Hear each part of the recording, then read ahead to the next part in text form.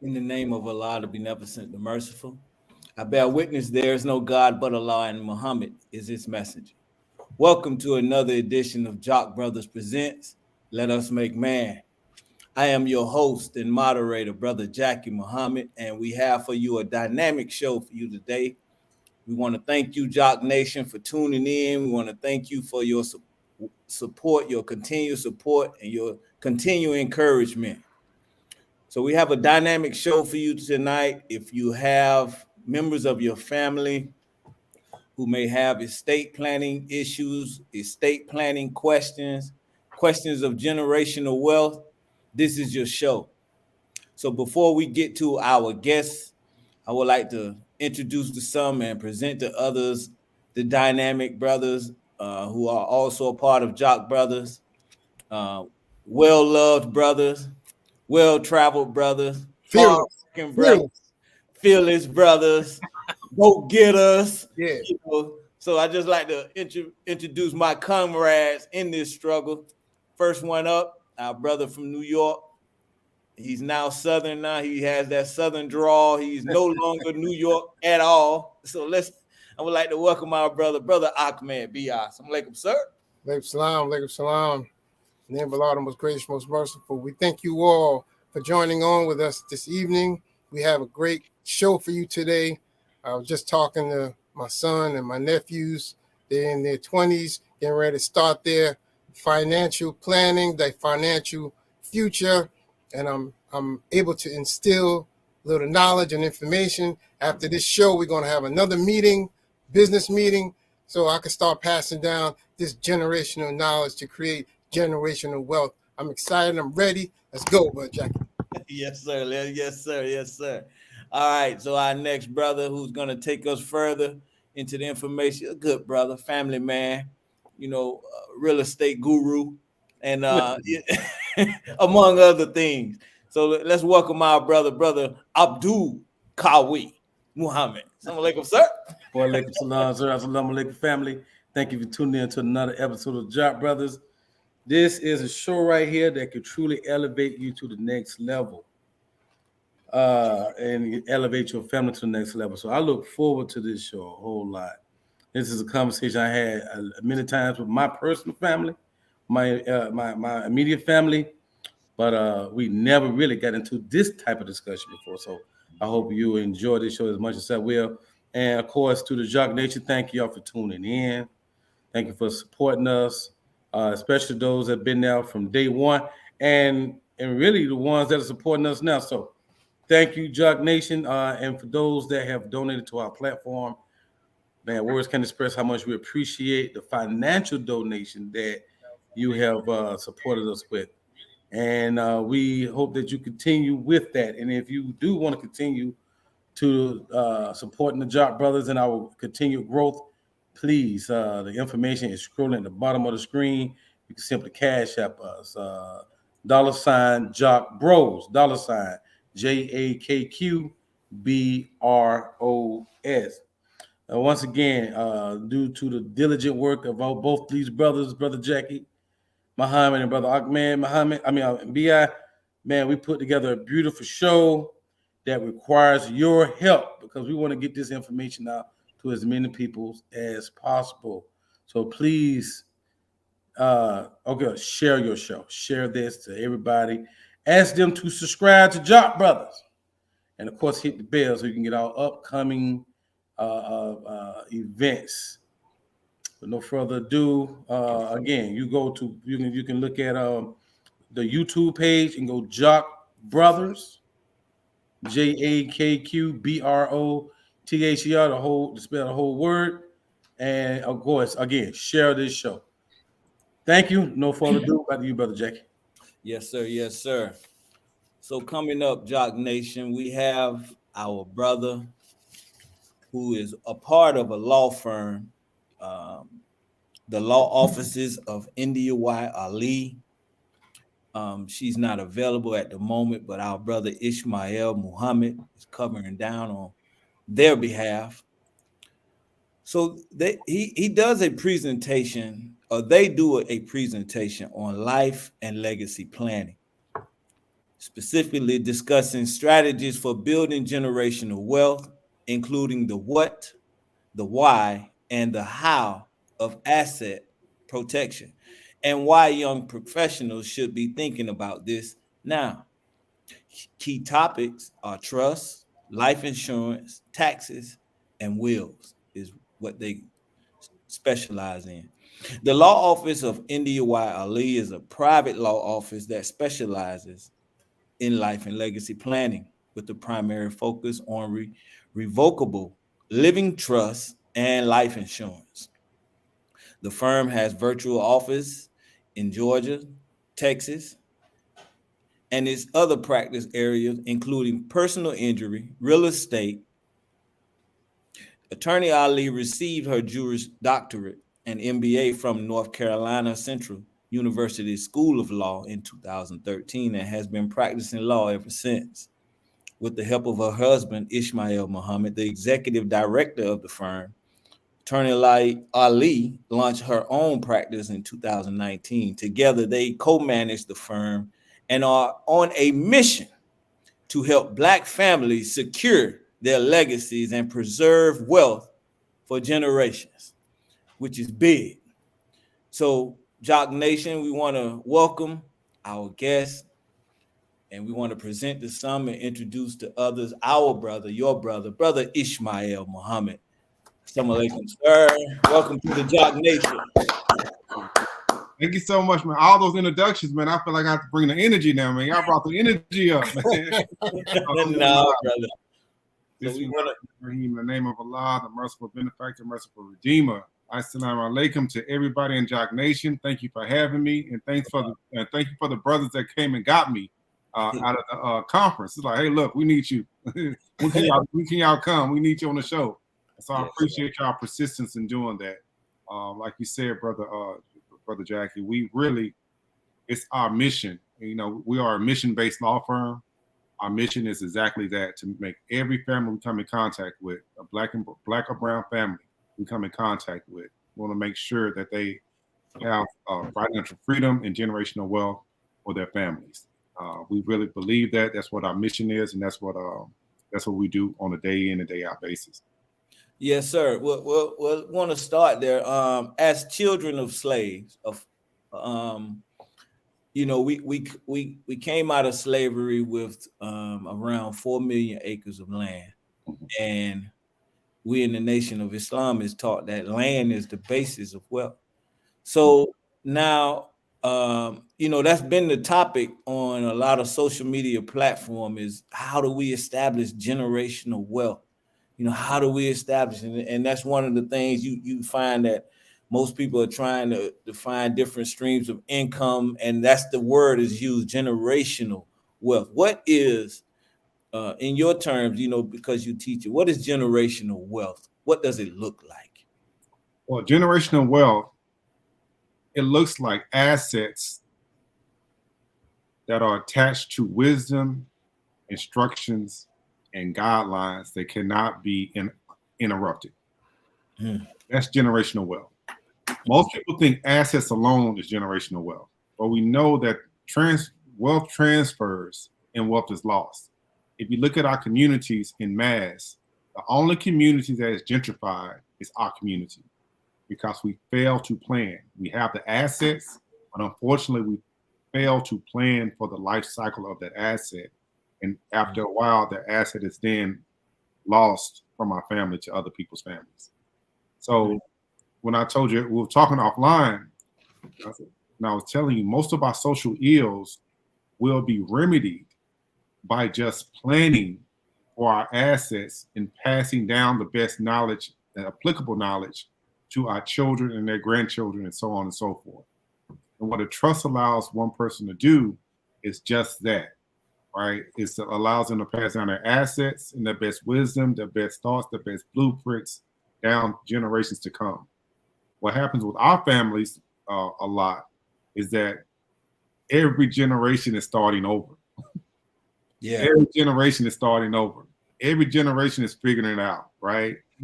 There's nothing, there's no North Star, so to speak. There's no guidelines, there's no framework. There's no blueprint Mm. that is tried and true that cannot be tinkered with, right? And so back to your question, what is generational wealth? It's just that. Once one person figures it out, there's no other figuring it out when it comes to my generational wealth. Mm. And so it only takes one to be successful.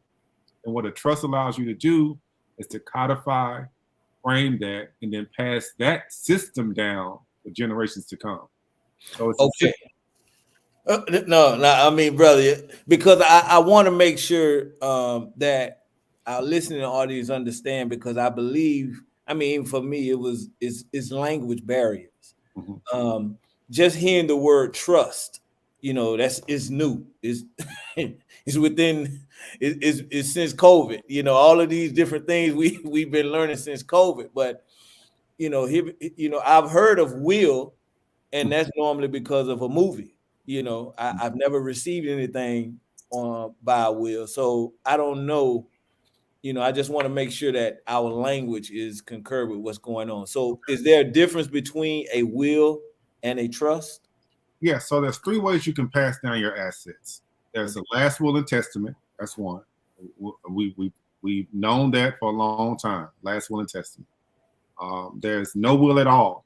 How most of us pass away is no will at all. Right. Yes, sir. And then there's a trust. So let me go back to the first one. A last will and testament is basically you stating your intentions or what's to happen to your assets. That's all you're doing. You're stating your intentions. You're going to get 2 witnesses and a notary. After you write it down on a sheet of paper, type it, or get something offline. You're going to state your intentions of what you want to happen after you pass away. Yes, sir. There's no enforcement with that. There's no hey, I want you to take this insurance policy, and I want you to make sure that my grandchildren have enough money for college. But that's just an intention. That's a wish. There's no enforcement behind that. So, okay. So there's no enforcement behind a will. No, it's what we call an outright distribution, right? So, if you state your intentions about what you want to happen to your stuff, you put it on a sheet of paper, you notarize it, put it in your top drawer until you pass away. Your family finds the will, and then actually that will does nothing. It's just a guideline or your intentions that you then have to take to the probate court in order for the probate court judge to sign off on it.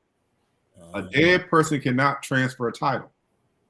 Therefore, the substitute for that is a judge's signature, thus probate court. Yes, sir. So if you die with everything in your name, you cannot transfer a title. That title cannot be transferred because you were the last person that owned it. And so now you have to go to probate court and get the judge's signature to transfer a title. But we all know there's an 18 to 24-month process in probate court. So now all your assets are in what we call suspended animation. Nobody really owns it. We're waiting on the probate court to play itself out. And the probate court is based on state law. So it's a court process. Anybody can come and say, well, hey, I think he owed me some money.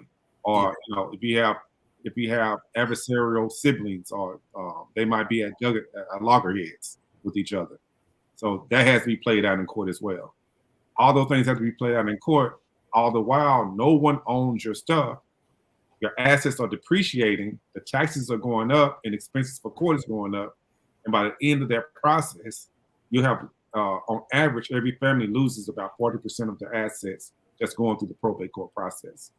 When you said about having the will in your drawer, now most times when we see movies and things like that, the lawyer or the law firm calls the family, and the lawyer goes over the assets and the distribution of funds. In that case, could we assume that it was a trust involved when the lawyer is actually handling the business? No, no, that's the movies.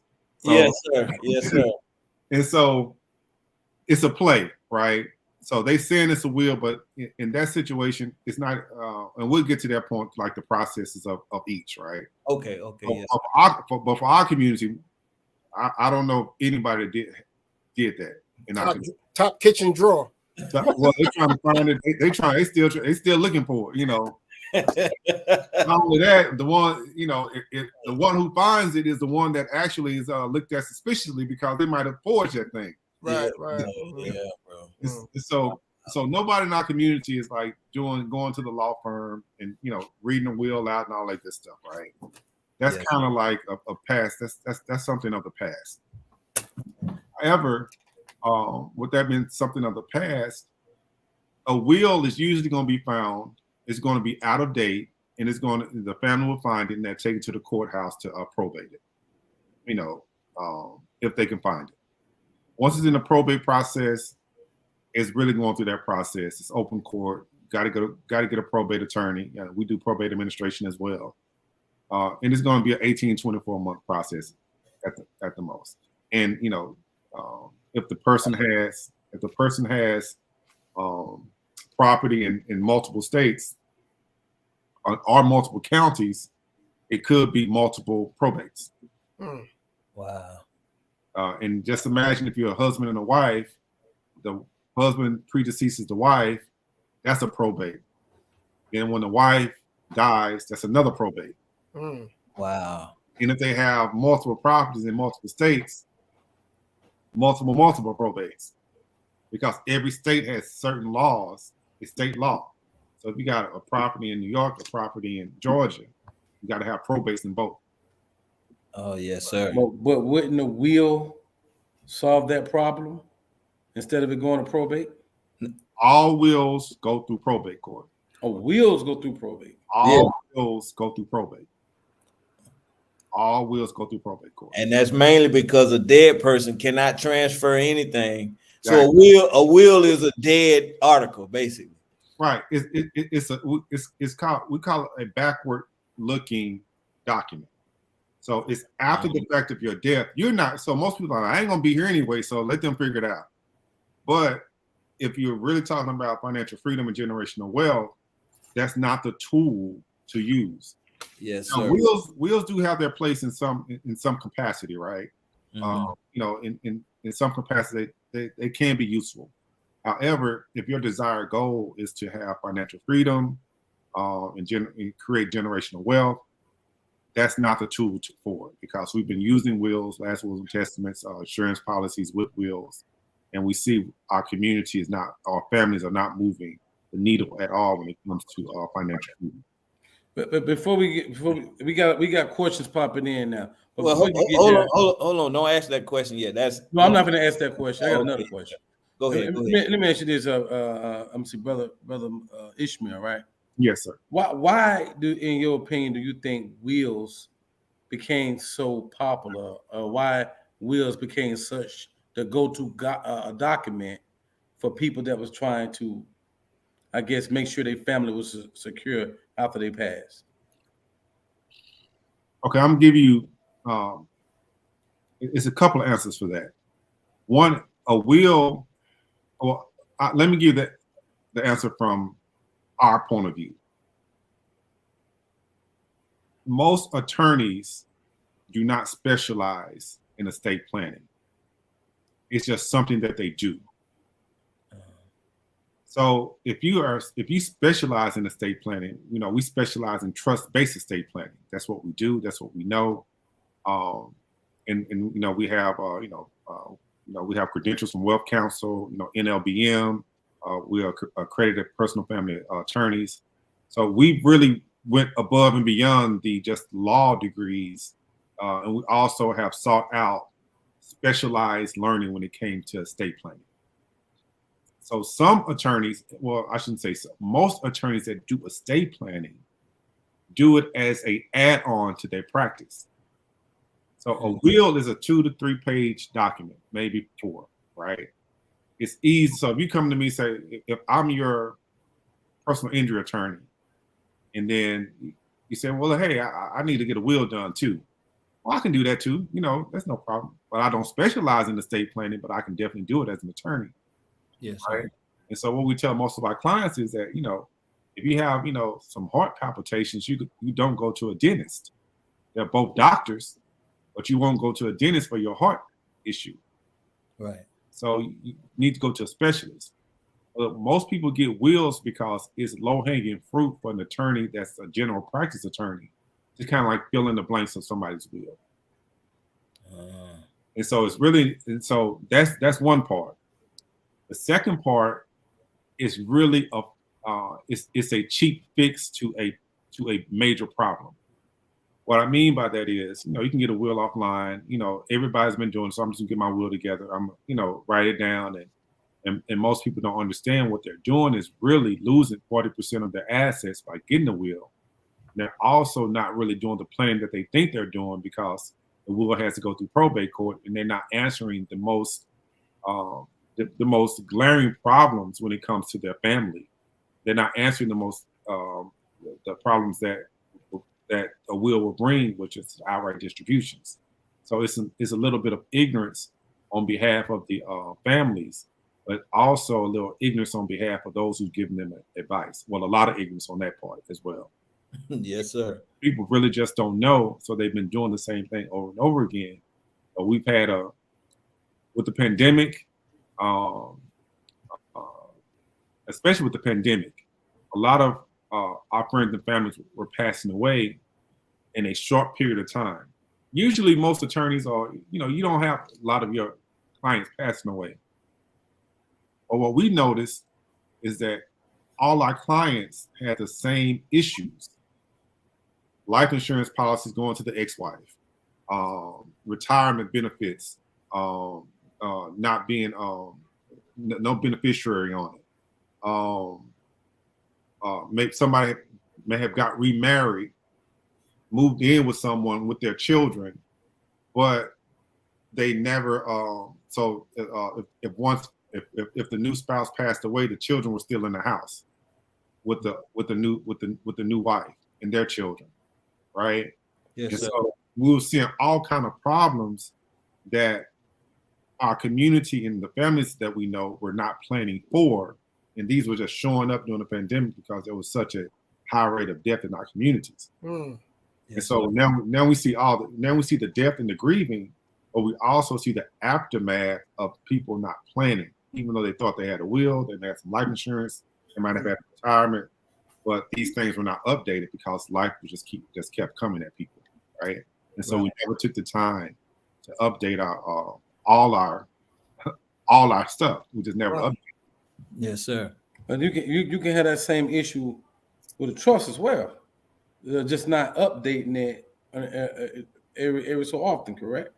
And life still hits you, correct? Right. So not you won't have that problem if you hire us. You're not Yes, sir. Yes, sir. Good answer. you don't have that problem at all. So our business model is this. We switched our whole business model. We're not a traditional law firm. Our law firm literally caters to our families and our community. We looked at our families and community and said, okay, the basic model for practicing law when it comes to trust-based estate planning, it does not speak to us, period. Yes, sir. So most trust-based estate planning attorneys are transactional, meaning that, hey, look, call me up, give me your information, I'm gonna give you back a trust book. You take the trust book back. This is the trust book. So this is a trust book right here. I'm not gonna show the people name, but this is a trust book right here. It's about 300 pages in the trust book. We're gonna get that back to you. This is a regular attorney. We're gonna get this back to you based on what you asked us to do. And you're gonna take that and put it in your top drawer. That does nothing for your family. What we do the trust book. So once you hire us, let's say y'all hire us, we work for you, and now we work for your beneficiaries as well. Our job is to transfer wealth and also transfer the knowledge of how to work a trust from you to your beneficiaries. If your beneficiaries are not knowledgeable of what they have coming to them and are not knowledgeable of what a trust is, we did you a disservice, because it does you no good to get a trust and your beneficiaries don't know how to use it. They're gonna lose the stuff again. Yes, sir. And so with us, you hire us, you get our firm for at least an entire year. trust book. We have quarterly meetings. Every quarter, we have a meeting with your family. You and your beneficiaries or any stakeholders that you bring to the table. We go over your list. We go over your assets of inventory of assets owned. These are the assets that you are being a steward of until you get them to your beneficiaries. The way you get them, the assets to your beneficiaries is through trust. So they got to understand that.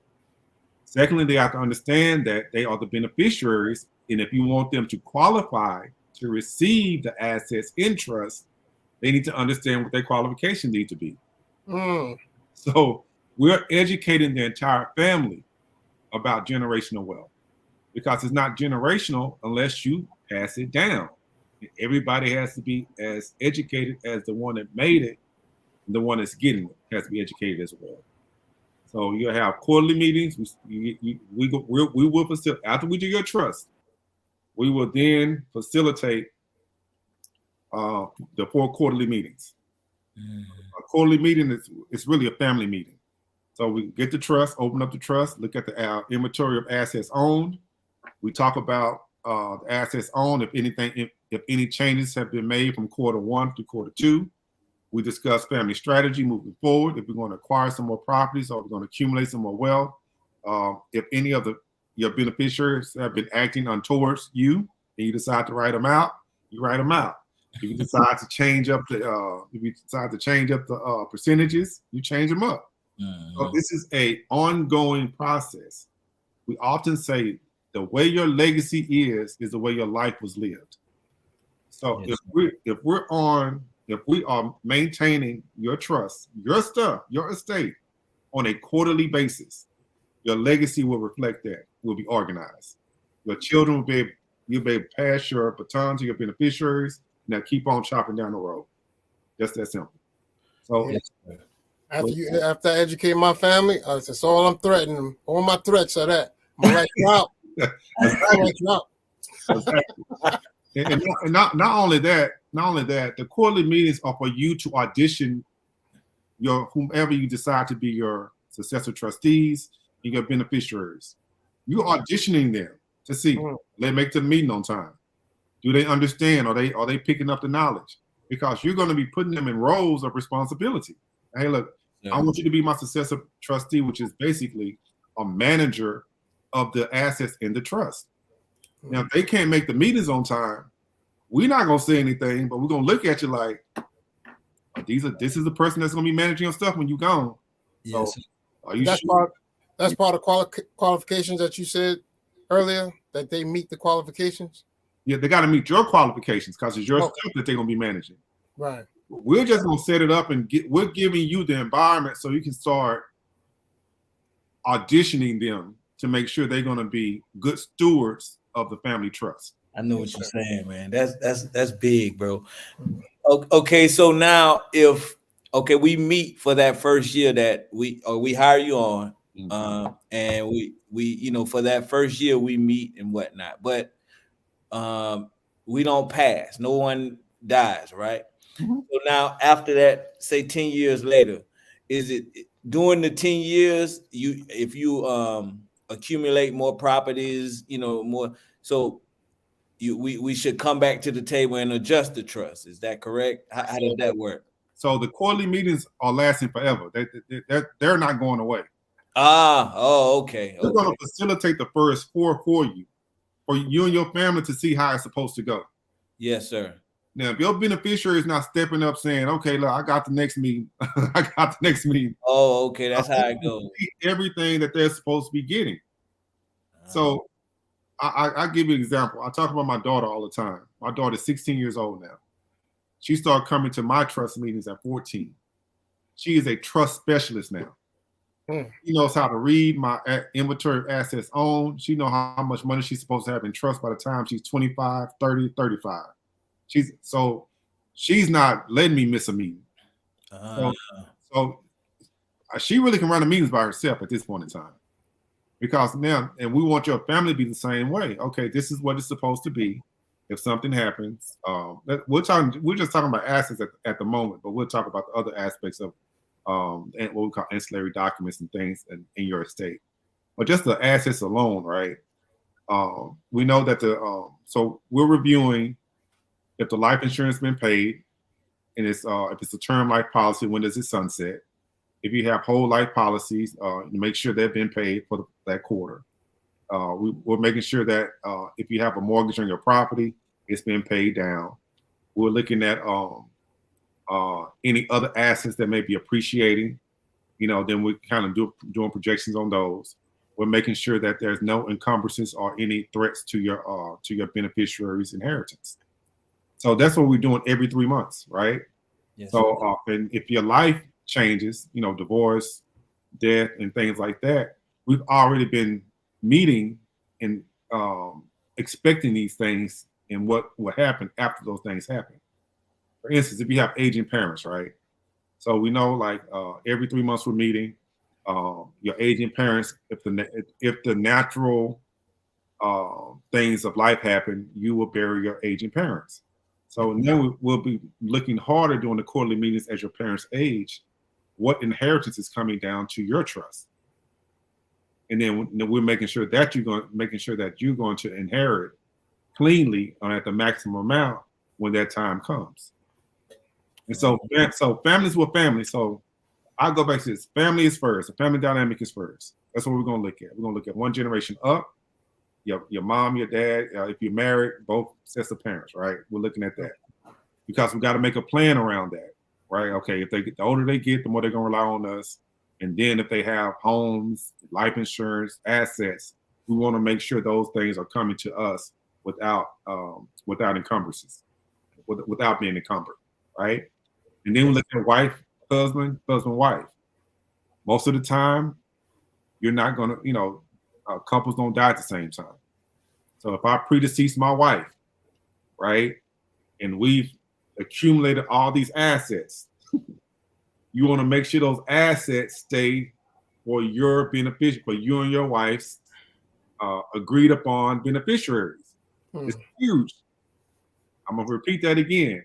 If you and your wife have built a life and accumulated and acquired assets, y'all had children, and y'all agree upon the beneficiaries.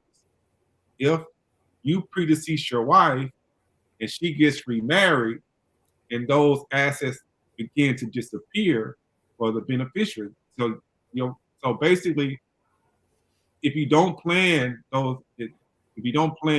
things can actually, those benefits or those shares or that your estate can be whittled away at by a decision your wife decides to make after you passed away. So in other words, I need to write this in the will. If I die first, give my house to my children. Yeah. So actually, the legal term for that is a bypass trust. So you and your wife go together, right? Yes, sir. So we'll say it's a bypass provision. Really, it's not a bypass trust. Forgive me for that. So you have a marital trust, and then say, okay, if one predeceases the other one, we'll have a bypass provision in the trust, where it bypasses your wife and goes directly to your children. And then, of course, you're gonna leave some provisions for your wife. Now, I mean, of course. Yeah, but she's an individual at that point in time by herself. She can decide to move on with her, But right. Exactly. Move on with, ain't none of this yours, bro. Right. That's true. Just for my kid. If my parents are giving me a hard time with having the conversation, I could call a family meeting and invite you to it. I call a family get together and we just have a family event and invite you to it to speak to the family in the whole. Yeah, we do those quite often, actually. If you look at our social media, you'll see some of the things we posted. Some of the families that allowed us to post those events. Some families get creative with it. They do a Sunday brunch. Some families do, a dinner out, and we just come in and discuss it with family members, right? Usually, and we're really good at it, but there's nothing like getting it done yourself, and then bringing them on as an, hey, look, well, I got my trust now, mom and dad. I want just want you to know that if something happens to me before you guys pass, you guys will be my beneficiaries. And they're like, oh, really? So how does that work? And so that's how most people start the conversation, right? So it's a lot of ways to do it, but yes, we will do. We do come and speak to entire families. Actually, most of our clients are families. Like we may have gotten the brother and the sister, then we get the sister-in-law and her parents, then we get the uncle to uncle, and so we usually have like whole families that we are representing. Literally, like whole families, like that. Let me ask you this, brother. I mean, I hear all the good stuff. So I got like two questions. One is, I mean, are there any disadvantages to a trust? No. No. See, no. The reason why there's no disadvantage is because you know your family dynamic. You create the trust based on your family dynamic. You know everybody's personalities that you have to mitigate. You know which behaviors you have to incentivize. You know who's going to act a fool. You know who's going to steal the money. You know who's going to have undue influence on other people. Right.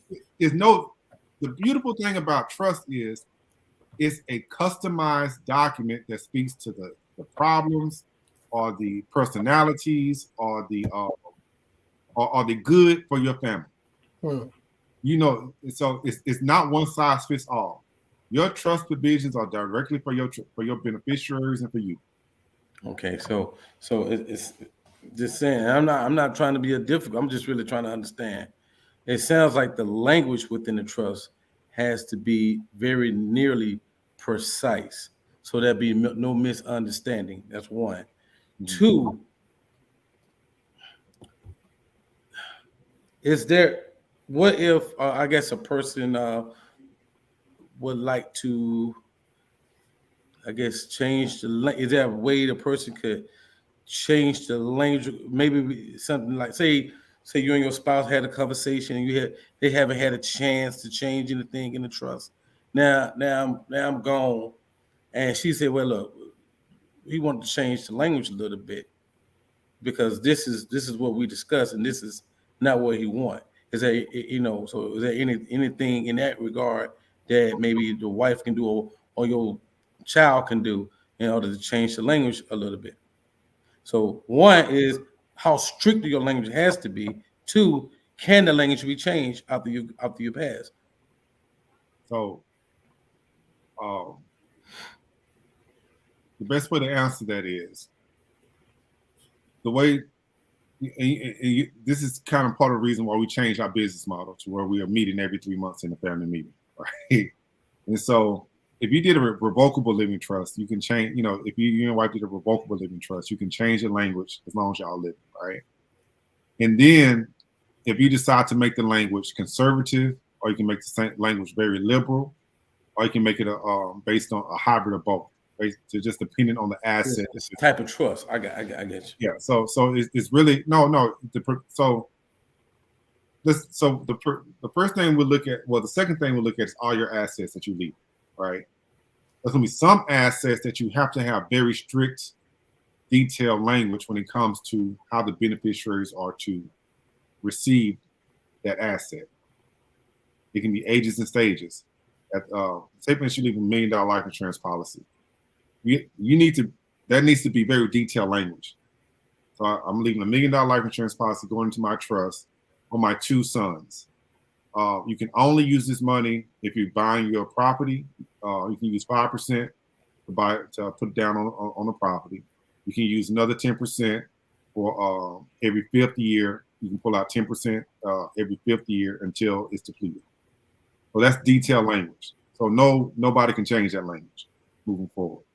Not your wife, not anybody, right?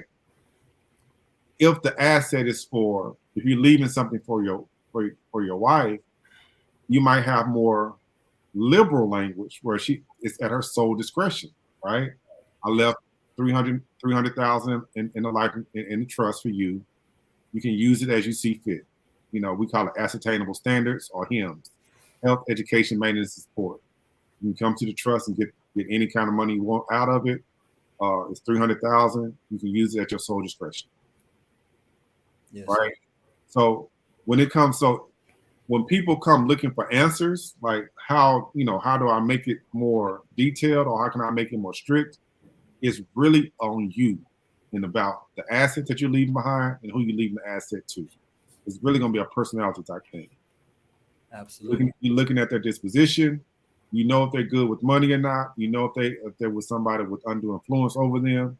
You know if they're going to blow the money or not. And if it's your asset, you're saying, well, look, I'm only going to allow them to use money for X, Y, and Z. Yes, sir. So a trust. Why is it called a living trust? And do a trust go to probate? Nope. Trust do not go to probate court. It's a private document between you and your assets. So the reason why trusts don't go to probate, the same reason why all wills must go to probate. All wills go to probate because you die with everything in your individual name. What a trust does, there's 4 components of a trust. There's a trust maker, or they call it a trustor or settlor, or just trust maker, just to make it layman's terms. Yes, One who makes a trust. Then there's the second component of a trust, which is the grantor, the one who grants assets in the name of the trust. Right? So you're the one that's going to be putting assets. My home, my life insurance policy will be beneficiary of the trust. My retirement account will be beneficiary on death will go to the trust.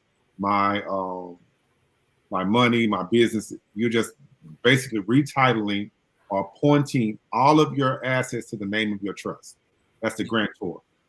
So you make the trust, the framework, you make the box, then you start putting all your assets out of your individual name into the name of your box, right? And then you name yourself as the first manager of that box of assets. You're the trustee. You're the first trustee. So trust maker, grantor is the one who gives everything to the trust.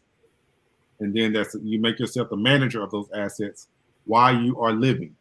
That's why it's called a living trust. Yes, so sir. Managing the assets while you're living. You're the trustee of the trust. And you also become the first beneficiary of those assets in the trust that you're managing. So basically, you got everything in your left hand as an individual. All you're doing is make a name of your trust, whatever that is, and put everything in your right hand. And now you're just managing your life as a trustee of your trust that you put your assets in that you benefit from. So nothing is in your individual name anymore. So when you die and go into the ground, you don't own anything. Right. Trust does. So the trust don't have to go to probate court because it already owns your assets. And it's still living. But now your assets belong to the beneficiaries that you already named. And the trust will tell them, based on your instructions, how they are to receive those assets moving forward. And that settles all arguments between family members and everything. It should. Well, they can come argue with you at your grave, but they ain't gonna change nothing. Right. So everything that's in there that's it. Okay. So I guess it depends on who you set as a beneficiary. Like, when is the trust read? But everybody already know what's in there. Every 3 months. It's no secret. Yeah, I got it. That's right. That's why we bring the family together for every 3 months. Everybody understands what the assets are, who the beneficiaries are, what their roles and responsibilities are. So it's really not. I mean, it's really no surprises. There's no surprises. And it's secure. It makes one secure too, bro. Yes, I mean, so people, even if 2 years pass by in your own life, right, and you have adult children, they have their own life, to come and read something to them, it's like, oh, I didn't know you had that. Oh, you got, so it's just like, we'd rather just keep it going every 3 months, even with your wife. Like, she has to know what's going on. Because if you predecease her, she needs to understand, okay, this is what needs to happen, roles and responsibilities. For us, the wives champion the trust. They love it because, okay, now I know what's going on. If anything happened to him, I know what's going on. I know what to do. Nobody can come tell me anything different, right?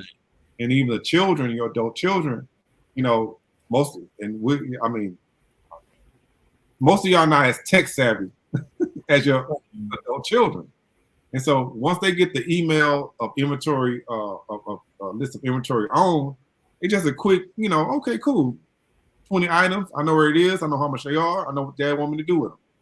Right. So it makes it very easy for them to kind of take better care of you and understand what's going on as well. And we're dealing with when we have some of these meetings, we're dealing with the financial status of the family, and then as we're growing, we implement different assets that we acquire, different businesses, and as the family grows and as the business grows, according to the vision that we have, we're adding and instituting as we go on. Yeah, Brother Ahmed, you kind of get into my wheelhouse now. Okay. Okay, so any other trust questions? Because the trust question, like I told y'all, the trust is not even, you're just at home plate. You just stepping up to swing the bat. Right. The trust is just the beginning. It really is. The trust is just the beginning. I mean, that's one. And there's 100 more things we got to talk about. Okay. Man, can we ask the sister question in the notes? She had a will question. Mm-hmm. Can we ask the sister question? All right. I was asking you, but Jackie, is it all right? We asked that question. Yeah, go ahead. Oh, go ahead, bro. It says, I have a question. My brother was married with minor children. He didn't have a will or family house.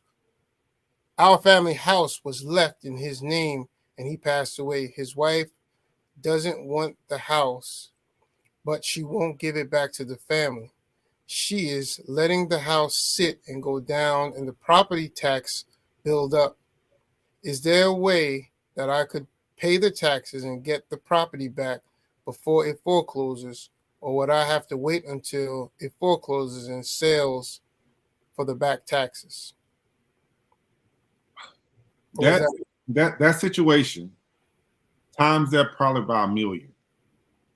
That's what's been happening to us for the last 20, 30, 40 years. There's no clear ownership of the property. Mm. And so even if your loved one wants to pay for the taxes, she will not own the property. She's just paying for the taxes for somebody else to own the property. Wow. So the brother passed away.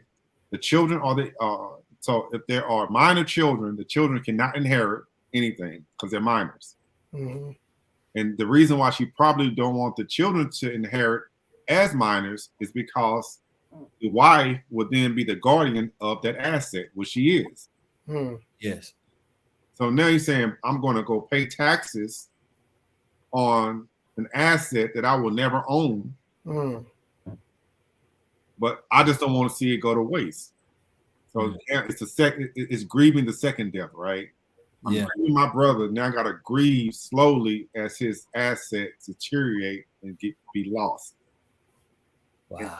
And all of a sudden, the children have to start over again. Mm. Wow. So, so now that's probate administration. Died without, we call it intestate. Her brother died intestate. Now, a lot of people, raised him up in paradise. He died intestate. So that's meaning died with no will at all. So state law says if he was married to her, she has 50% undivided interest in this estate. The minor children have 50% undivided interest in the estate as well. That could take 2 years, and if you go to fighting it could take years. And well, I don't think she can do is go buy. But the children are minors, so yeah, yeah. So okay, so basically what happened in probate court, the judge will require the children to have an ad litem, guardian ad litem appointed. That's about $2,500. The guardian ad litem is there to protect the interests of the children, of the minor children. The ex-wife will have 50% ownership interest in the estate as well. So say for instance, she goes and say, I'm gonna give you $100,000 to buy you out. So the ex-wife will get $100,000.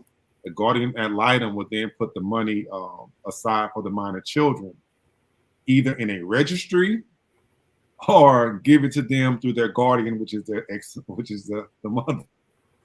Wow. Wow. But so that's just an example of why We need a trust. And even if you're not sick, like if you're a person you don't feel like you might not feel like you're finna pass. At what point, when should a person do a trust or a will? When should you? So what we're doing a lot of now is like it's summer, so most of our graduates, 2023 high school graduates, they are going to college, right? Yes, sir. So estate planning starts then. So when your child turns 18 and they open up their first bank account, who's the beneficiary on debt? When they go off to college and they're 18, do you have a medical power of attorney that names the parent? Because you're not the parent anymore legally. On the legal side, you're still a parent, but they're 18, they're adults. So if something happens, you would literally have to request, permission from them to actually see their medical records. Right. Or speak on their behalf at the hospital. Right. And are you their financial power of attorney? Well, it really starts right then and there. And not only that, we see 18-year-olds signing up a credit card, signing contract. So you can legally sign a credit card or a contract at 18. Yes, sir. So if you're doing estate planning and you're having these quarterly meetings, hey, don't sign anything. Send it to me. I'll be your power of attorney when it comes to anything financial, right? Credit cards, leases. This is a huge thing. Those type of things. It starts then, right? Yes, sir. It starts at 18. You have to start your kids at 18. Okay, I'm the beneficiary on your account. So if something happens to you, I'm the beneficiary. I might even be on your account to make sure that nothing untoward goes on. I'm your financial power of attorney. I'm your medical power of attorney, et cetera, et cetera. So you're familiarizing your children, your young adults, with that language. So they start then and there. As for parents, before we talked about men have to come into the relationship even before the 18-year-old becomes 18 with the wife or with whomever they're pursuing. These are the plans, right? Yes, sir. When you really start estate planning, when you're building your estate, I'm looking at a wife. I'm looking at a prospective wife. I want to marry this wife. Okay, I marry this wife. I want to have children. Oh, all right, you want to have children, young children. You should be estate planning vigorously as soon as you get married. Wow. Why do we say that, right? All right, you get married, you buy a house, car, probably have 1 or 2 children. Yes, sir. That's the most vulnerable state for any family to be in. It's Allah forbid anything happens to either one of them. What is the assurance that they can maintain the lifestyle that they had, that they built together? Yes, sir. And then you have 18 more years or 19 or people, whatever, however the minor child is, to get them to the point to where they are a sufficient adult. Wow. So you should be planning. So if somebody's coming to talk to y'all daughters or sons, that conversation should be happening right then and there. Do your parents have life insurance? Because if y'all get together, me and my wife, we have life insurance. Our son has a truck. He's good. But if he decides to go talk to somebody else, I gotta ask that young lady. Let me talk to your parents. Do y'all have life insurance? Why would you ask that? Because the families come together, the children have kids. Both grandparents, says the grandparents, that's your grandchildren. Right. No matter what your kids do, if they stay together, those are still your grandchildren. Right. And guess what your grandchildren are gonna grow up and do? Give you some great grandchildren. Right. And so now you're looking at families and their financial situations. It's going to vastly affect the quality of life. Oh yeah, bro. Wow. So we know, okay, and I 63% divorce rate in our community, right? That's the numbers. I ain't make it up. Yes, sir. So they might have some children. 63, they might get divorced, but as long as the benefits are in the trust, it doesn't affect your child's financial future at all. Financial future at all. Hey, y'all might, that's still my grandbaby. I don't care what y'all do. Right. But that's my grandbaby. I school paid for. He has a nice trust fund. He can come fish with granddad whenever he wants to. That's right. Man, bro. Now you really, $1 away. I'm throwing. Y'all ain't don't come. Just bring me my grandbaby. man, you painted a big picture then. Man, you so you got both sides of the family, both leaving the trust to the grandchild. Yeah, or just leaving it an inheritance in trust. In trust, yeah, in the trust. Yeah, I mean, but either way, this is it's so many. Oh wow, this man, we so far behind. And we playing catch up. No, we're not behind when it comes to families, right? We're just we keep taking losses because we're not planning for eventualities. Yes, sir. We know. I mean, we know 63% divorce rate. We know. We know. Like for us, African Americans, we're men really leading cause of death. Shortest lifespan, Yeah. and number one in chronic illnesses. And so we should be planning early for life insurance because the older we get, the more likely that we will not qualify for life insurance later on. Yes, So sir. the earlier you get it, you got it, so they can't take it from you. See what I'm saying? Yes, So sir. you qualify earlier. Not only that, we should be investing earlier in life because we should be replacing life insurance with our investment and not trust. So we often tell our clients, this is just one strategy that we give our clients. Yes, we want life insurance, of course, especially for young adults, especially for younger people, because the earlier you get life insurance, the more you can get for the cheaper premium, right? Yes, sir. Then if anything happens with a chronic illness later on, you're already covered. So say for instance, you get a chronic illness later on, and you can't get life insurance anymore, you already have it. But we want to have that life insurance for sure because it does two things. It covers the family for the most precarious ages, minor children, young wife, brand new house, high mortgage, everything is kind of in debt. So you get a high face amount of your life insurance. Let's say $1 million, right? If you're a couple 21, 25. Both couples have $1 million, maybe costing $20, $30 a month. Second thing we do, once you have a baby, you're on the clock. So now we're on the clock. We know in 17 years that baby gonna have a prom, car, college. Right. So you already know that. So now, so now you have to start planning for your money now to meet those problems or those bills in the future. Yes, sir. The faster you start investing and this is assuming you have a trust, right? Because we want to have a trust because the object is we want to use life insurance as assurance, meaning that if anything happens to me between now and the time my child is 30 years old, I'm assuring that my child will be financially free by getting a huge life insurance policy, $1 million face value, right? Yes, sir. Life insurance as assurance. We also want to start investing $200, $100, whatever the family can afford a month in an investment fund under the trust so it can grow at the same rate as your child is growing. So when your child needs those big purchases, they just come to the trust 25 years later. Okay. Now that might have went over some heads. Okay. You said an investment fund in the trust. So okay, let me just put it like this. Just to get most of y'all have 401ks, 401(b)(3)s, TSPs, etc. Yes, you sir. put money in there every pay period. Yes, sir. Everybody's stuff grows, right? Yes, sir. All right. So now you just do a 30-year plan for your child. You take some money out of your check, put it in an investment account, and let it grow for 30 years. But you do that every month. Yes, sir. Every pay, or however you want to do it. So now that your fund and that fund is under, or let's just say it's a trust fund, it's under the name of the trust, and the beneficiary is your child. Yes, sir. So that money will meet your child the same way you're saving up for retirement for 30 years. Yes, sir. If you put enough money in that account for 30 years, guess what your child will be able to do in 30 years? Right. Retire right along with you. Wow. Yeah.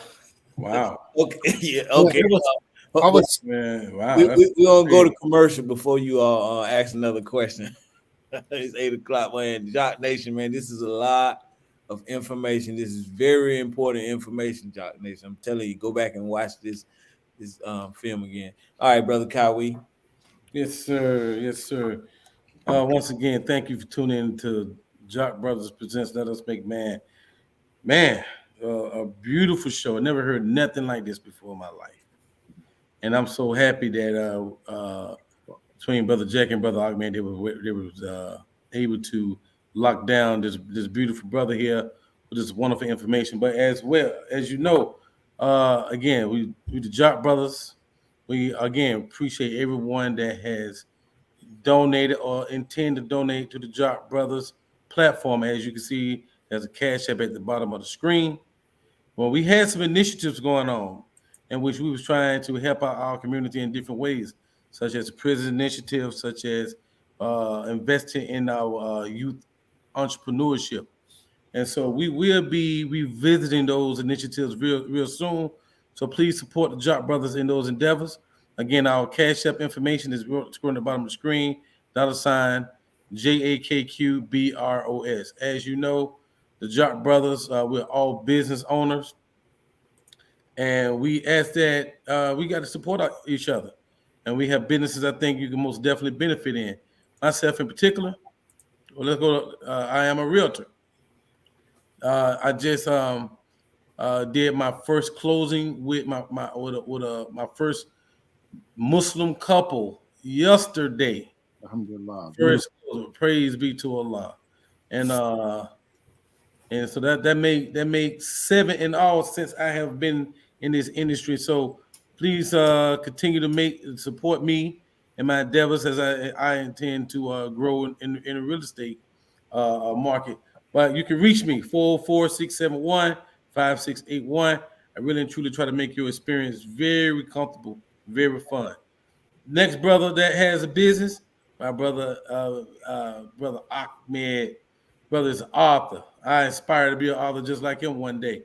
This brother's writing children books that identify with our community. This book right here is Belied the Bullies. You can get this book, as you can see, the way you can get this book is www.bipublishing.com, or you can simply go to Amazon. Anything you want to add to that, Brother Ahmed? When you go to the website, it directs you to Amazon. And there's also a coloring book as well. Yes, and when you have your next book coming out, Brother Ahmed? July. 2 more months for his next publication. Praise be to Allah. Support our brother. Support our brother. I don't see many children books. Support our brothers. And last but not least, our brother Jackie Muhammad has a business in supreme waste removal. Talk about it, brother Jackie. No, brother, that's your job, right? No, but but if you need dumpster service, we have 20-yard, 30-yard, 40-yard in the Atlanta metro area. We service both residential and commercial. If you need our services, please don't hesitate to call that number 404-957-7639. That's for any dumpster service, roofing, whatever you need to haul off. We'll drop a dumpster off, pick it up, give you a good price for it, and tell us that you saw it on Jock Brothers. That's right. Hey man, we don't talk Jock Brothers. We do Jock Brothers. Yes, with that being said, let's get back to the show, brother Jackie. On you. Yes, sir. Okay, so brother Ishmael, you said that the trust is really the beginning. Yeah, the trust is the trust is exactly what it is a document. So once that gets started, so now it's the execution and implementation of your family strategy. And that's what we have every quarter. We have the family strategy meetings, or trust meetings, or trust strategy meetings. So now that I know y'all got these businesses, now I can start talking some real examples now. Yes, sir. We got IP with the publishing, that's intellectual property. We have Kawhi, it's in the service side. Will you be doing, Brother Kawhi, will you be doing some investing as well? You plan on getting into real estate investing in the near future? Oh, yes, sir. Okay, so then we got you. Then we got supreme waste removal. So we got business. But since you're talking about that, I mean, you elaborate on it right now? Yeah, go ahead. What was the question? Well, I mean, I got some stuff going on now, but were you addressing that right now in terms of how trust can help it? Right. So Okay. So all those are individually, you have individual ownership interest in your business, right? And we always start with the family dynamic because that's going to tell me who you're trying to take care of, who you're trying to provide for, right? Yes, sir. So that's the family dynamic. The assets are the how you want to take care of them. So the assets will be life insurance, businesses, real estate portfolio, investment portfolio, the IP, all those things.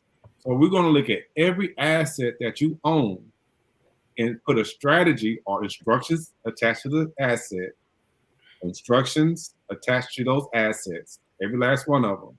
And that's going to be the family strategy that you use to take care of your beneficiaries moving forward.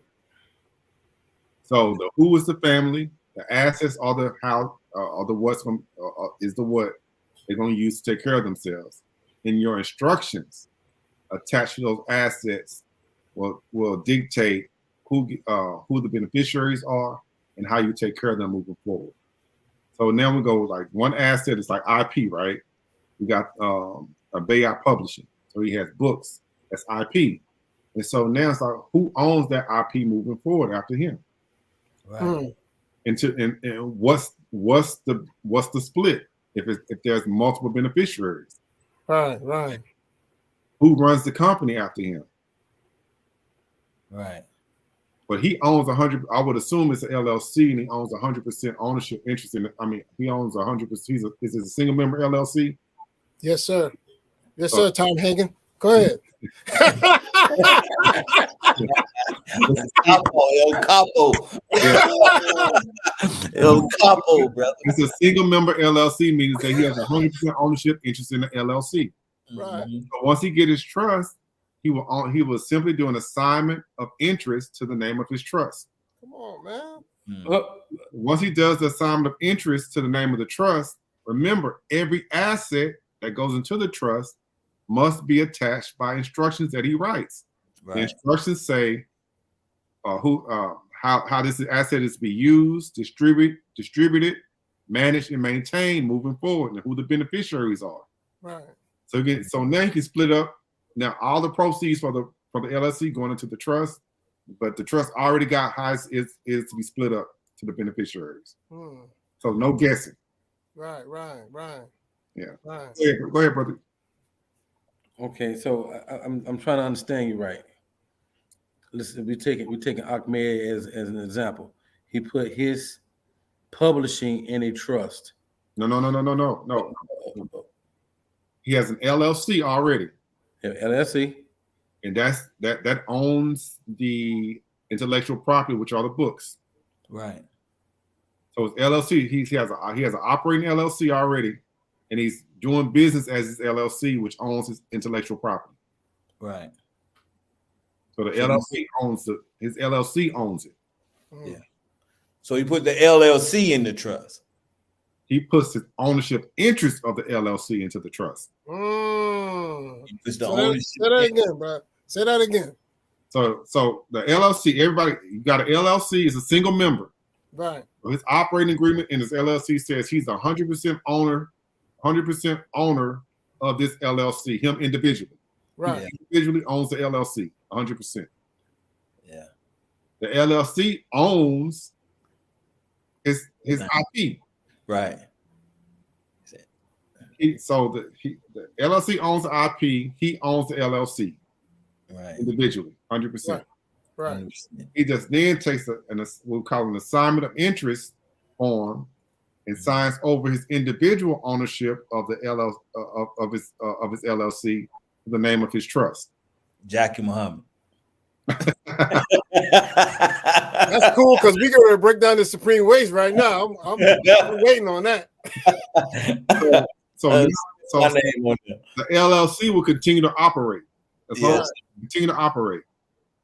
But if it ever has to be dissolved or the business stops and proceeds, profits come into the LLC is owned by the trust. So the proceeds then pass through the LLC into the name of the trust. he's already got his beneficiaries named about how they are to split up that profit. Perfect. So, That's perfect. so this does two things. So God forbid some of the beneficiaries of the trust predecease him, Mm-hmm. and then he passes away before he has a chance to change anything. Mm-hmm. The trust is already there, and those benefits will probably go to the remaining beneficiaries. You're gonna have to pull out the whiteboard, brother. You're gonna have to pull out the whiteboard. You should have a Zoom. You gonna have a Zoom. That's a good idea. Pull out the whiteboard because I'm over here like stuck, bro. Oh no, I understand it. I understand it. And, Okay, let's go to the real estate. Let's go to the real estate. The real estate. So okay, so you're gonna buy some you're gonna have some investment properties, right? Right. All right. And I do real estate too, so I love it. All right. So your investment properties are owned by your LLC. Right. All right. Will you have a single member LLC or a multi-member, meaning that Single member. so you ain't let nobody in. Okay, cool. So, single member LLC owns the real estate. his wife ain't getting nothing. Exactly. Well, there's nobody in that room right there. So, Any sisters watching this? Please. no, You ain't getting nothing. So you like Bernie Man, you can get nothing. so I'm not a good example. No, you're a good example. You're a good example. No, they just joking. So LLC owns the real estate. Yes, sir. So you own the LLC individually 100%. Right. So when you do your estate plan or your trust, you would just assign your 100% ownership of the LLC to the name of your trust. Beneficiary. No, the trust has a name. Okay. Yeah, I don't think we went into that. Like, yeah. So it'll be the brother Kawhi and wife trust. Okay. Right. Kawhi and wife trust. Okay. We're gonna give you a wife. Yeah. Come on, Tom. Go ahead. hey, pretty soon you're gonna be saying, brother, I got one client.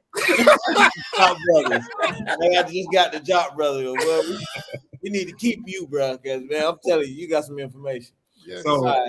So you're gonna name your trust, but then that's where your estate will settle. It's a kind of term we use. Your estate will settle in your trust. And remember, in your trust, you're the trustee and the first beneficiary, but you have to name a successive trustee, a successive manager that you hand the baton to when you pass away. I got you. Okay. And also, you have to name successive beneficiaries. So your 100% ownership of the LLC goes into the trust. You will dictate how that asset is to be used, distributed, managed, maintained, and who the beneficiaries will be, and what the share will be as well. So your beneficiaries don't have to figure it out. They're just like, what did he leave me? It's like, Right. Oh, he left me, 50% of the LLC. He left you 50% of the LLC's profits. So the number one benefit of the trust is no court involved. It's simply just execute upon your termination, right? Right. All right. That's the number one benefit. That's the number one benefit when it comes from the estate planning side, right? That's the number one benefit. So I'm gonna show you the other benefit of the trust. So now that you understand, so you got rental property, you got money coming into the LLC every month, right? Right. All right. So you say, well, now we're gonna get into some instructions. Well, look, I got 5 properties. I'm cash flowing $200 per property, right? And it's going into my LLC. After I pass away, I want my trust will already own the LLC, and I want it to continue to collect the rents, but the rents now come to my LLC. I'm sorry, the rents now come to the name of my trust, and my trust is collecting those rents. Yeah. Your beneficiaries, now we're going to do a 20-year lockup on your estate when it comes to the LLC and those properties. So that money is to be invested. All $1,000 a month to be invested for the next 20 years. Mm. And then after the 20-year lockup, you then disperse money to your grandchildren or great grandchildren. Now that's generational wealth. Wow. That's generational wealth, bro. Wow. And just think though, if two families, have the same grandchild, and two families decide to leave something to the same grandchild, and I mean, you talking about wealth, man. That's beautiful. So when he was saying that's the most important piece is the bar of probate, but the second, if not the most important piece of the trust, people die, assets don't. No, assets don't. So People die. you're going to pass away, but your children and your children's children will still be here, and that asset will still be here. Right. Wow. If you plan for the life cycle of the asset, it will far outseed the needs of your family in the future. Right. This is sir. This is, man. One thing you mentioned before, if say you have a house that you're still paying for, but you want to leave it to your family paid for, and you gave us a strategy on how to do that. Right. Would you like to talk about that? Yeah. So that's a great asset. And when I say the trust is just the first thing, now we're talking about trust strategy and family strategy, because then you say, okay, well, how can I leave these assets to my family free and clear? Right. Yes, so sir. Now we get into trust strategy, which is what we really need to be talking about. Okay. So, yes. Let's stay on. Let's stay with the brother. He got 5 properties. They all have mortgages on them, but he's still cash flowing $200 after he pays the mortgages, right? Yes, sir. Well, look, these properties are probably worth $750,000 total on the mortgages. So now when I get the properties, I know I want to pay these mortgages off. So I have to get the commensurate amount of life insurance of the mortgages. Yeah. So if I go out, the house is paid off. So I use my life insurance to cover the mortgages that I have on the properties. So when I pass away, I tell my trust, this life insurance policy is going to my trust. My trust is directed to pay off these mortgages. And the houses are free and clear. Yes, sir. Still do a 20-year lockup. That's a strategy you can do. Yes, sir. Or you can liquidate all the properties so you get $1 million out of it. This is the beautiful part. Really and truly, if we try to get all our clients to $1 million in trust. Right. Because that's really generational wealth. You get $1 million in trust through life insurance, real estate, whatever the case, retirement, whatever the case may be. You get $1 million in trust. We invest that money into like BOO or a secured investment or annuity, or whatever the case may be. And you live off the interest. If it's 6%, that's $60,000 a year. If it's 10%, that's $100,000 a year. Investing $1 million. Investing $1 million. Never touch your principal, only live off the interest. And then if you have a wife, y'all living off the 10% interest of $1 million, that's $100,000 a year. If you predecease her, she has $100,000 a year until she passes away. Then after she passes away, the money's just going to whoever's next in line. Yes. All your beneficiaries are. They get $1 million a year just for waking up with your last name. I mean, $100,000 a year for waking up with your last name. That strategy there, man, that is awesome right there, bro. Right. I mean, but he have so many more. So we need to put your information out here, dear brother. Want to make sure that for those. So do you service outside of Georgia? What do you service? We do trust in all 50 states. Trust in all 50 states. So we're partial to California, Hawaii, and California. All right. So we're partial. We'll travel to those for our clients. We'll travel to those areas. Yes, sir. Particularly Miami or LA and Hawaii. We'll travel to those. Yeah, we love our clients. Yes, sir. I'm from Florida. Okay. So is this the best contact information you would like out? I would like to can I get that link? I should have sent you the another link, but that's fine. Yeah, just send me a either shoot me a text. We'll send. We do free consultations, so Okay. just shoot me a text at that number and ask for a free consultation. I'll shoot you back a link so you can schedule your free consultation. Absolutely. And make sure you just mention the Jock Brothers. Yes, Y'all should give them some cash apps, $5, $10, $20. We're really getting into a planning session, which is $1,500. The strategies I'm giving y'all right now, people pay very dearly.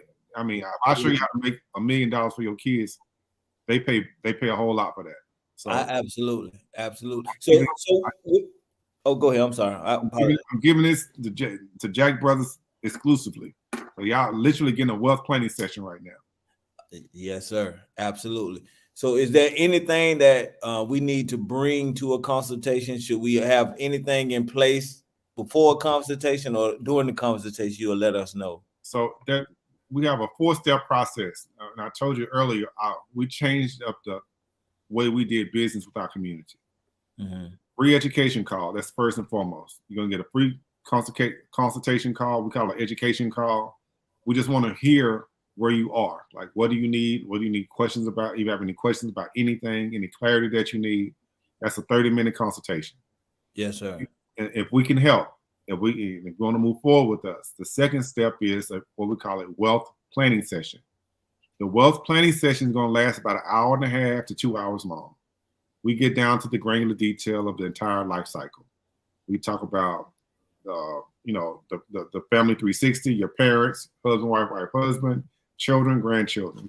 We literally talk about all 4 generations, about where you are with it, what you're doing, what you're trying to do, how you're going to implement it. We're going to give you trust design during that meeting. Basically, at the end of that meeting, your trust will be designed. We go from burial all the way back to where we are today, right? Mm-hmm. Every detail will be discussed. Trust strategy will be discussed. At the end of that meeting, you'll have a trust design. Then and only then do you decide if you're going to hire us or not. Wow. At the end of that meeting. The reason why we do that is because why hire us if you don't know what you're going to get? Again, our whole goal is to educate and empower. So if we educate you through that trust design meeting, that wealth planning session, you then know, okay, this is what I need. This is where I'm lacking. This is what I need to do, et cetera, et cetera. So if you walk away and say, well, I'm not going to hire y'all, but I will implement insurance, I will implement some investments, that helps one other Black family for us, right? If you do decide to hire us, we'll be happy to do, design a trust. And then after we design a trust and draft a trust, 3 months after that, we have our first family or trust meeting, right? And so we start implementing all the strategies that we said we're going to implement. So yes, Q1, Q2, Q3, Q4, your family should be, by the third meeting, most families are like off and running. Right. They put their money into the fund. Everybody got life insurance. Everybody understands the roles and responsibilities when it comes to the trust. Families will start to accumulate more assets based on the strategies that they decide to move forward with. So it's really by that third quarterly meeting, the families are really like, locked in, right? They're locked in. Especially, I'm telling you, if I got teenage children, if they come to it, they're gonna run y'all record with that. Okay, because they can read them numbers every quarter. Hey, look, hey, you said you're gonna get some more insurance. Why you get more? $250 back every month. You ain't doing it. And that's why we love young couples, because they have more runway, and then we can actually guarantee them mathematically that their children will be financially free at a certain age if they continue to do what they're supposed to do. All right. Wow. This went quick for me. I really enjoyed this meeting, bro. I'm telling you, man. You really, when me and Brother Warren, we went to the event and listened to you and your wife explain, what you do and what we can do, man. Our minds was blown. Yeah. It's really simple. I mean, it's I know it's new, but it's really simple. You know, really Yeah. simple. Because you think about it, if you pass away and your trust lives on, but the habits that you have, that you instilled in your family, they continue to do them, your family will be financially free one day. And I can see that's going to be based on how much you invest in every month. It's just math. It becomes math. That's what I'm saying. It really is very simple. Once we get the trust and we do the math and you do what you're supposed to do every month, because I see everybody license on. If we on the phone, so y'all paying bills, Right. let's pay your family first. Right. Pay for your children's financial freedom first every month. All right, Jock Nation, you heard that. So we at the end of the meeting, brother. Would you like to give us some last words? You like to give the guests any last words, but give us some closing words, dear brother. What we tell all our clients is, man, and we get this reaction all the time, right? Or we tell people, hey, don't have cerebral orgasms. Execute. Call us. We're here. We're here. If you're hearing my voice, I promise you're not going to hear this anywhere else. And if you hear it anywhere else, you're going to pay thousands of dollars for it. Yes, we're giving it to you for free. You don't even have to hire us. You know what I'm saying? We ain't into that. We do very well. Yes, we are mission-based and for our community and our community only. So if you want to call us, get the free consultation, call us, but execute on it. Don't wait another day, because we don't want families losing generational wealth because we give you the generational knowledge. You just have to execute with your family. That's all you have to do. Preach, bro. Preach, bro. Absolutely. Thank you, brother Ishmael. Thank you, brother Kawi. Any final words? Oh, yes, sir. Yes, sir. First of all, thank you, brother Ishmael, for coming on. I mean, the information that you gave us.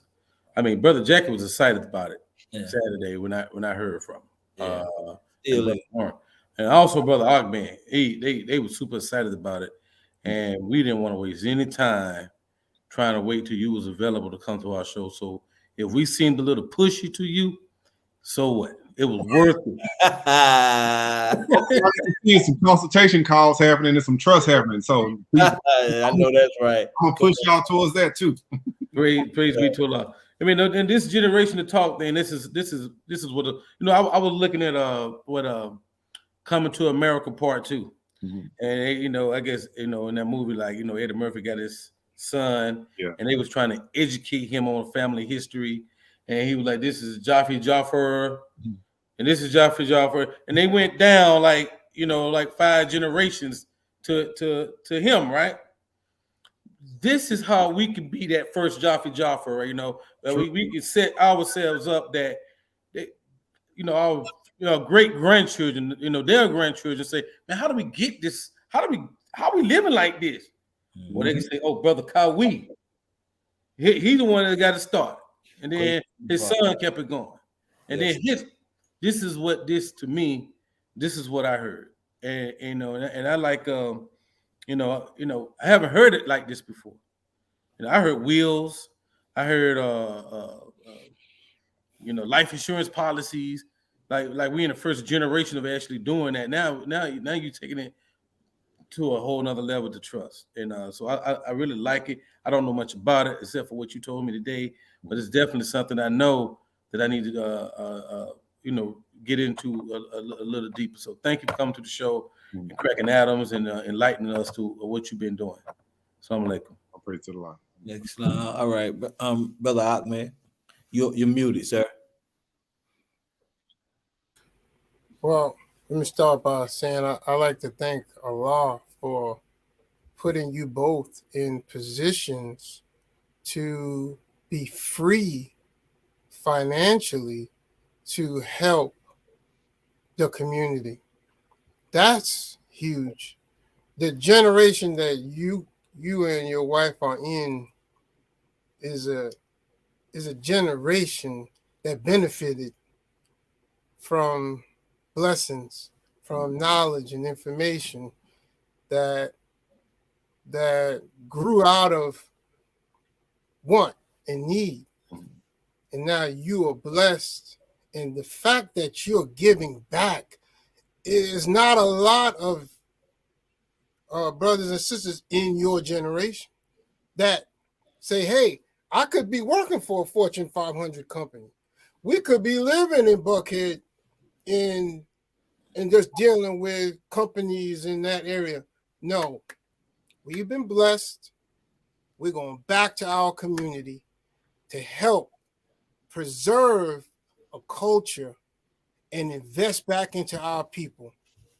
You are applauded, brother, by me. Just hearing your story. And we didn't even really get into who you are, how old you are, how long you've been in the business. Usually, Brother Jackie would dive all into that. Yeah. So we could really know you and what you went through and why you're doing this. What's your passion? And we really like to get into that, but there was so much information that we really just had to get into. So believe you me, we definitely going to be calling on you again if you would give us that platform to come back so our audience, us, and we all can really embrace you. And we want to get you all the business that we can get to you. We want to empower our people with this knowledge and this information. We are all youth mentors, all of us you see on the screen. So we deal with young Black men from 5 years old to 16 years old. And then after they come to us for information, we have to be able to give it to them. Or if we can't give it to them, direct them. So we're looking at 5-year-olds in 10 years, they're 15. In 10 years, they're 20. And they're looking at us and they're a product of what we are giving them.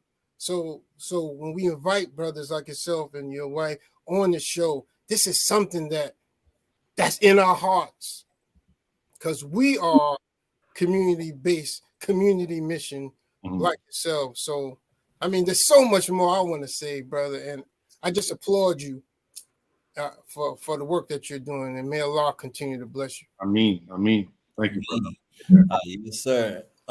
Likewise, dear brother, you and your wife, thank you for being examples of those who go out and get knowledge and come back and share it with the community. Useful knowledge that, man, if you heard that, Jock, if you heard him right, Jock Nation, he says they strive to build every living trust up to 1 million. I'm going to say it again. He said that their strategy is to build the living trust up to 1 million. So definitely we want to be a part of that. We want to make sure our children and our grandchildren, the generation coming behind us is well taken care of as best we can. And that way, one brother told me, he said, Brother Jackie, you know why you don't really know your grandfathers? I said, why? He said, because they didn't leave you nothing. That's exactly what he told me. He said that you don't really know your grandparents because they didn't leave you nothing. So if you want to be remembered, if you want to have a legacy, this is one way that you can do it. This is an organized way. I remember me and Brother Ahmed having this conversation. I think when I started my business, he was like, yeah, man, but if something happened to you now, your wife's going to be looking around like what to do and this and that. And it was just had my wheels turning since that conversation. So then hearing you answer the prayer. So it was like, okay, now we can organize it. Everybody can look at it. My children can look at it and we can see exactly what's going on. So definitely we working on putting that together, Brother Ishmael. Did you have something you wanted to say, sir? Yeah, so two things. Life insurance. All y'all got businesses. Your business can pay for your life insurance or key man insurance. So y'all should have life insurance for sure. Yes, sir. That's the first thing. Because it dawned on me, okay, like what can I do? I can get some life insurance, right? Yes, sir. And the second thing, let's get the trust started for your family. Let's not delay. And if you need life insurance, we're licensed insurance agents as well. So we can give you a quote so you know what you'll be paying, or you can go somewhere else and get it. It doesn't matter, but we want you to get it, especially as the business owners. That should be a business expense for your business. Absolutely. Because some people I can't get it because it's costing. Well, that's just a business expense, having life insurance. If you don't have it, get it. So that's the next step. Consultations. I'll just sign up for a consultation, and then we'll go from there. We're not coming back unless y'all got a trust. That's how you do it. That's how you do it. No, the reason being is because once you get into it, you be like, okay, you'll be able to explain better than me why it's important for you. Right. Yes, sir. Because once y'all have the trust, okay, I got my trust. I'm saving up, I got my fund going where I'm saving money. Me and my wife are saving money in this fund. We have life insurance that goes into the trust just in case I don't make it in 30 years. $1 million going into the to the trust fund. That $1 million won't be touched. They're invested when I'm gone. They'll live off the 10% moving forward. 10, 6, whatever the percentage is, right? So we're not just saying, we're not just saying this. We want people getting trust. And once you get a trust, I know your children will be taken care of. And that's more blessings for us. We chasing blessings. We ain't chasing money. We chasing them blessings. So we need y'all to bless us by getting these trusts done and by blessing your family. We'll be blessed for that. Absolutely. Well, you heard that, Jock Nation. You heard it first here on Jock Brothers. Want to thank you once again for tuning in every week. 7 o'clock, Tuesday at 7. Jock Brothers. All right, we're going to keep it Messiah. Let's go, engineer. Where we going? Oh, man, where we going?